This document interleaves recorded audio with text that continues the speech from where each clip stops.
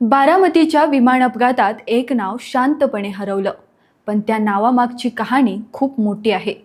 Captain Shambhavi Pathak. नमस्कार, मी सनोफर. तुम्ही पाहताय रोकठोक महाराष्ट्र न्यूज. शांभवी लहानपणापासूनच वेगळी होती.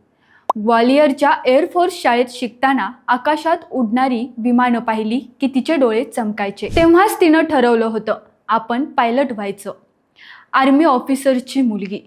शिस्त, मेहनत आणि धाडस हे सगळं तिच्या रक्तातच होतं. 2018 नंतर ती मुंबईला आली.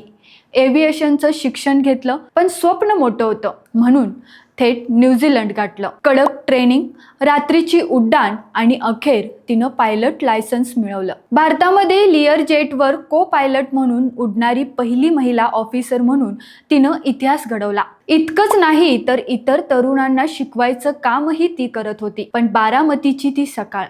लँडिंग सुरू असताना विमानात बिघाड झाला आणि क्षणातच सगळं संपलं. आज दिल्लीत तिच्या घरात शांतता आहे. पडदे बंद आहेत. आई, भाऊ सगळे सुन्न आहेत. शांभवी उडाली, खूपच उंच उडाली, पण नीतीने मध्येच थांबवलं.